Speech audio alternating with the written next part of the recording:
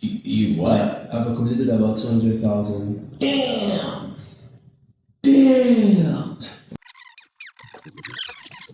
Hey guys, Joshua, Josh, I guess, J and J. Specific, See who Josh is? just Josh and your podcast. Yeah, just Josh, she's podcast, whatever you want to call it. Okay, what's your background with finance?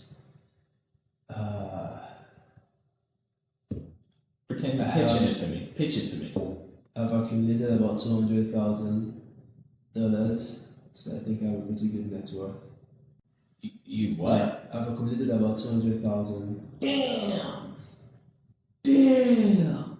Of course, I've not accumulated 200,000. That's a joke. Oh, maybe you're really good at this, and I'm just way out of my depth.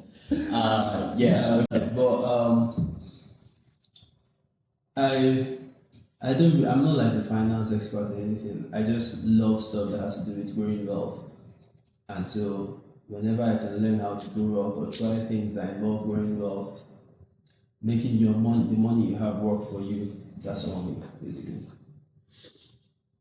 See, good. So let's start with that. Let's introduce ourselves. Just tell us about yourself, bro. Who are you? What do you do? What draws you towards this financial side of things? I'm little Josh, Joshito, if you will, or Josh. And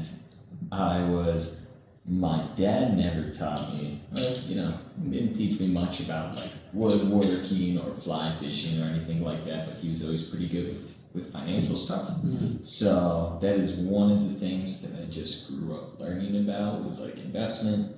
And while I'm no expert in investment, I think I definitely have at least some degree of an interest. I think it's a healthy thing to do for a strong financial future. Yeah, for sure. Otherwise, I work in the AI space, so I enjoy comparing how AI performs to how people performs, specifically large language models. So I'm very excited to get into kind of the large language model aspect of this. Now, with that being said, I am not an expert. This is not financial advice. Cool. Period. Yeah, let me preface that again. This is not in any way financial advice.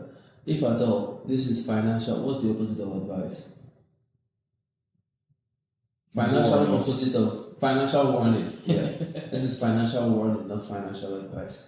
My name is also Joshua, but I like the full name Joshua.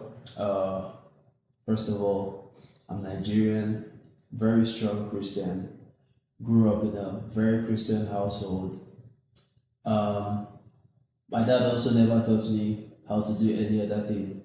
I mean, no, I guess technically he taught me engineering and how to fix stuff around the house and things like that. I wouldn't really say he taught me, I would say he forced me to stand there and do it with him, whether I liked it or not. But yeah, so I learned that one way or the other.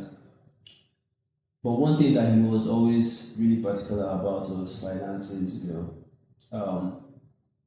like my dad wasn't a rich guy or anything. We don't come from a lot. Like he worked hard all his life till he retired last year. But now that he's retired, like he can do whatever he wants to do because of steps he put in place throughout those years when he was working. He's retired and he doesn't have to like worry about what's going to happen tomorrow without working. And so like I really admire that about him. And when I was growing up, he always tried to like teach me the idea of saving. I never listened. My whole financial life literally started in 2022 December. Was when I decided, you know what, I can't keep just living life the way I'm living life. I have to build something towards my future. And yeah, so since changing that mindset, like I've had a lot of interests in growing wealth, and I've been opportunity to meet a good number of people who are very wealthy, and whenever I can, I try to have conversations with them, especially here in the US, to kind of learn how do you go from this level all the way to being like a multi-millionaire. What are the tricks and things like that? And the biggest thing I found is it all has to do with investing. Whether it's investing in the stock market, investing in real estate, whatever you're investing in, as long as you're investing, meaning the money you have is working to bring more money for you, one way or the other. That's like the foundation of growing wealth. And so, like, I love finance stuff. I love learning about finance stuff. Even sometimes people walk up to me to like talk to me about finances, and I'm like, I probably know everything you're going to talk about, but I still listen because you never know what you might learn. And also, yeah. By the way, Josh and I are both PhD students in the same school, in the same lab, and yeah, we just happen to have the same interest in finance, and that's why we're doing this.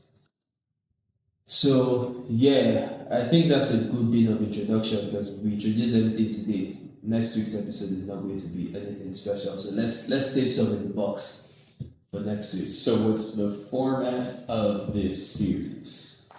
So typically we'll come in, just catch up on life from the past week, maybe like 5 minutes, what's been stressing you, what's been going on, what has changed, what was good, what was bad, just general talk. Like I said, you're a grad student, so if you're a grad student out there, like, we hope you can relate to this because when you're a grad student and you're only earning stipends that are less than, I don't say they're less than, I guess they're not less than minimum wage, but you're only earning stipends. For example, I can only work for 20 hours here in the US because of restrictions. And so I only get paid for 20 hours. And so it's not a lot to go on. And so being able to, out of that little, still squeeze out a little something to put towards the future, whether it be saving, whether it be investment, which we'll talk about a lot of these as we go on in the podcast, talking about strategies to grow wealth, strategies to save, because everyone says save, but they're actually strategies to saving, strategies to investing, things like that. But not to go away from the point, being able to pull out a little to put towards the future, is hard. Like, I know for a lot of international students, you have those issues, and not just international students, just students in general who are in the same position as us. You have those issues where, like, when you sit down and you look, you're like, do I really, like, once I'm done with grad school, that is when life actually starts, because that's when I'm actually making money. So being able to, like, start putting something away right now at this stage, I think is a great step. And so I feel like a lot of you guys out there will relate to this. So yeah, we'll talk about, grad school stuff, just life in general. But I think the biggest hook of this podcast is the experiment we're running. I don't know if you want to talk about that, Josh. All right. Joshua and I believe the foundation of a good investment portfolio is continuous investment over time, incremental, continuous investment over time. So, what we're interested in looking at is what are some of the competing strategies for deciding how to invest, and then how do those different strategies compare to one another. So, each of us, over the course of the next year, will be taking a couple dollars every single week in the same amount, $10, and investing $10 into 4 different accounts, 4 different portfolios. The first portfolio will be self-directed from both of our experiences, from both of our expertises in our own personal PhD research. Of course, we encounter a number of different companies that may or may not succeed. So based on that and based on our own analysis of current events, we will choose one stock ticker to invest in.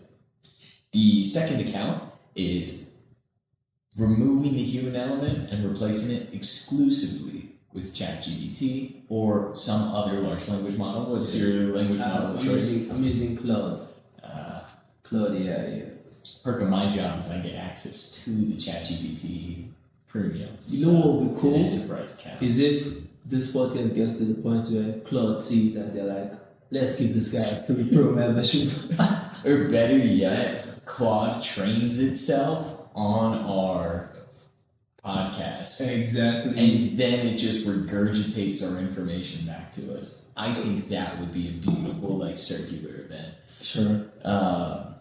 Cool. So, every week we have a prompt that we will be using for the... we'll be using the same prompt every week which will encourage some sort of large language model to provide us with our stock to invest in for that week. Our third investment strategy will be more of a control. We'll each pick a market following ETF just to see if we could beat kind of that standard average about 7% per year. I think what we see, 7 or 8% per year is what we see in the, for example, S&P 500. The last one is in the true American spirit. We'll be each choosing a different congressional stock tracker to see how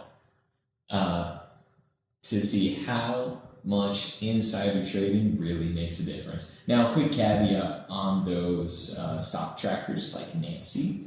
The congressional trackers do have a delay, or there's a delay in when Congress people make their investment and when that information is then provided to the public. So I'm curious to see how well those actually follow, because I do believe that time in between the investment and the public information will make a big difference. But what we can do is all those accounts are publicly available. Maybe at the end of this we could do a quick pulse check on some of our favorite congressional insider traders.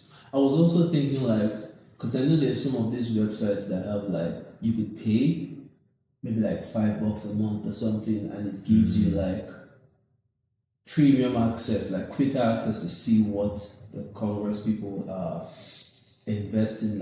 I don't know if it's before the trackers actually get it, but I was thinking maybe I might do one of those and just follow one, as opposed to following an ETF that follows a Congress person, just following the Congress person directly. That would be interesting. Yeah, it'll be like picking a horse race. Should we each pick one different Congress person to see how scummy they are? Exactly, something like that. I've got some theories on insider trading. Not theories, I've got some beliefs on insider trading. I think we need to have 2 different categories of insider trading. But why? Explain. Okay. All right. I didn't think that warranted further probing. All right. I, as someone with low to moderate net worth, I'm not influencing any decisions at the corporate level that would drive a stock tracker. True. Maybe I could talk to an individual employee. Maybe. But at the end of the day, every once in a while, I think every person has been exposed to, or most people have been exposed to some degree of insider information. That's true. Even if I were to put all of my net worth into all of my liquid assets, or even, liquefy and put all of my net worth into one stock, I'm not making an impact. I'm also not in a decision-making position that would influence that stock from an external side. True, very true. So I think there's insider trading where you have that insider information. I think there's influencer trading where you yourself, there's that conflict of interest between doing your job and investment, your own investment portfolio. Obviously, not a super hot take, but I think those two should be considered different crimes. I think one is significantly more serious than the other. If I'm understanding you well, right? So these actors, for example, let me use the most common one, the godmother of them all, Nancy Pelosi, right? Yeah. It's not insider trading, it's influencer trading, because the amount she spends on these stocks, actually could move the position of the stock significantly. That and her job puts her in a position where her decisions can influence that. So it's not even just the fact that she has enough money to drive a ticker up. It's also that her job can put her at a conflict of interest. Now, Nancy Pelosi has thankfully retired. She's gone. I don't think they ever really retire, man. No, a little shadow government. Are you you an Illuminati guy? I can see a case for it. I don't really care that much about it. Yeah. But yeah, so like Josh said, we have these 4 different strategies, and I think over the next year it's going to be really, really interesting to see what changes, how things change. We'll be taking you guys along with us on this journey for sure. And like, we would love to see you guys in the comments. You know, if you have, say, we're making a stock pick this week and you feel like, oh no, that's not a good stock pick, or you have suggestions on what we could look at next week, like, feel free, put it in the comments. We don't know it all. I mean, we know nothing. We are just trying this out. So like, your comments will be super helpful.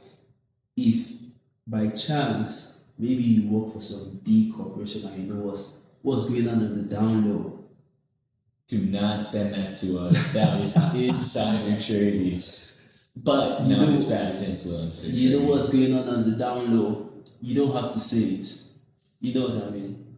You know what to do. Yeah, you know what to do. So moving on. Yeah, so that's mostly like the hook of this podcast, is just kind of seeing what goes on over the weeks and like analyzing positions, understanding whys. You know, when you're constantly, it's one thing if you're like investing in the stock market periodically in different things, but when you're focused on like 4 particular portfolios, it gives you like a better view of things and a better understanding of how like things you hear on the news might affect companies and things like that. So I feel like with this we'll also get to learn a bit more about how the market really works.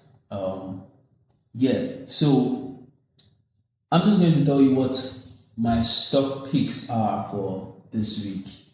So first of all, from Cloud AI, my trusty AI assistant has told me that this week I should purchase Micron Technology MU.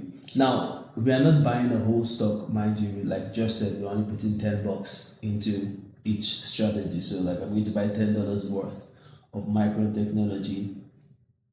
For the ticker that I'm following, that follows the S&P 500, I'm just going with the classic VOO. I haven't looked at the Senate list yet, but I'm going to look at that and pick one, and I'll probably record myself picking that one and throw it into this video as an edit, just so you guys know by the time this comes out. That'll probably be like before the end of the day. And then for me personally, what I will be picking today to invest in, based on some recent news I just heard, will be Chevron. So I'm going to put in $10 into Chevron and we see where that takes us. I feel like throughout this year, most of my personal picks would have to do with like minerals, because that seems like I feel like that's the the realm. US government is really big on that right now. So it's going to be minerals. The AI bubble seems like a big thing, but I think it's a bubble that's about to burst, and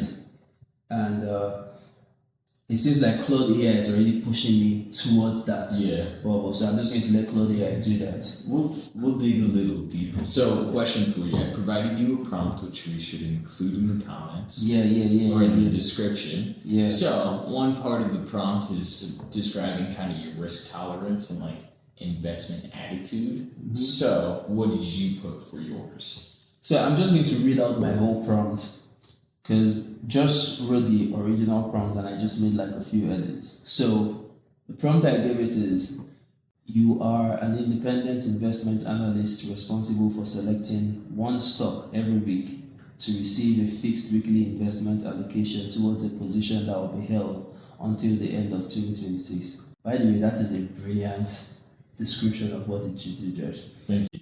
You must form and express a reasoned opinion that discusses risk, valuation, and long-term fundamentals considering the live and historical market. My risk tolerance is very high, favoring aggressive growth with steady or decreasing risk. I don't know how it's going to figure that out, but it should figure it out. I want your best picks for the most growth over the year. Evaluate the live markets, historical performances, and the news to inform your choice every week. Your recommendation represents your best judgment under uncertainty, not financial advice or guaranteed outcomes. I I feel like you put there just so that it doesn't say, "Oh, I'm not allowed to give financial advice." But that was the growth. I asked ChatGPT how I should vote in local elections. Yeah. Yeah, I had already filled and submitted my ballot. I was curious. And at first I was like, no, I can't do that. And I said, but please, you're my friend. And then it immediately is like, hey, on Prop 333, you're going to want to vote yes, because you as a person, and mind you, this was a private vote, it was a new instance of ChatGPT. You as a person value outdoor spaces and lower taxes. I was like, all right. So you gotta take a little bit of the edge off. Yeah, that makes sense. What was your prompt? You are an independent investment analyst responsible for selecting one stock this week to receive a fixed weekly investment allocation towards a position that will be held until the end of 2026. You must form and express a reasoned opinion that discusses risk, valuation, and long-term fundamentals considering the live and historical market. My risk tolerance is low to moderate, favoring steady growth over short-term gains. Your recommendation represents your best judgment under uncertainty, not financial advice or guaranteed outcomes. Cool. That is put into GPT 5.1, which provided me with Berkshire Hathaway Class B as a just generalized, diversified holding group. So that'll be my ChatGPT investment for the week. My personal investment, totally agree with you. I think you kind of beat me to it.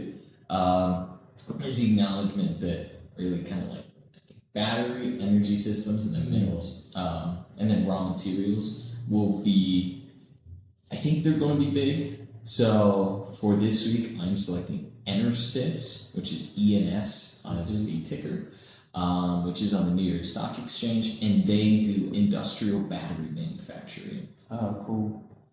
Year to date, they're at 25%. We should have started this. Whoa. Should have started this earlier. Whoa. Over the past year, 90. So I might have missed the growth, but I do think at the end of the day, batteries are going to become an increasingly relevant piece, sure. especially as I think it's kind of taken a downturn, but as renewable energy grids grow, I think batteries will be an important stock for that. A company I would have loved to invest in would have been Redwood Materials, but it's private, man. I feel like they are at the forefront of recycling batteries. Yeah. And I feel like that's the next big thing, because everyone is trying to cut down on like mining and the pollution that comes from that. So these guys seem to have developed a very effective way to recycle batteries. And I feel like, yeah, that's the next big thing, but it's a private company. So that's my selection. The stock, the Congress stock tracker that I will be following is I think it's a certified classic. That is Nancy, NANC as the ticker, which I believe is just a general. I think it follows the total Congress stock makeup, though that's something I'm going to need to confirm for our next episode before we really start putting that money in.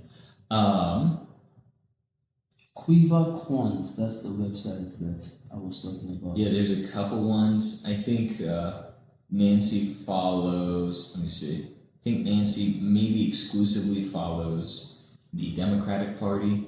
The same tracker. The Democrats are making the most money in this country, man. Yeah, I think they are, and I've got political opinions on that.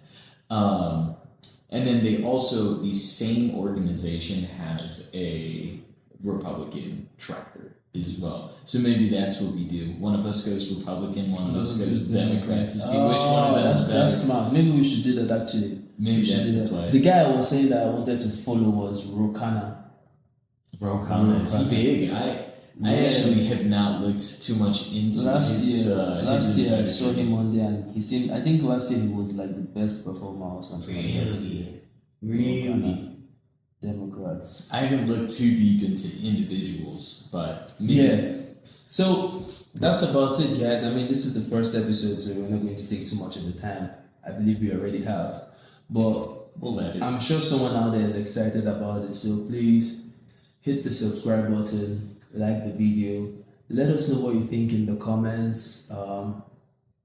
I would say we are both relatively new to like I've never done anything like this before, so this is something we're kind of doing on the side, to keep ourselves sane and to give us a break from just research. So this should be fun. This should be interesting, and we would love to carry you guys along on this journey with us. So from next week, we'll have like a topic that we'll talk about right after we give updates on what's going on in the stock market with our investments. We'll just have a random topic that we'll talk about that I feel like every grad student will be able to relate with. And so, yeah, I think that's about it for today, right? All right. Love, love, love.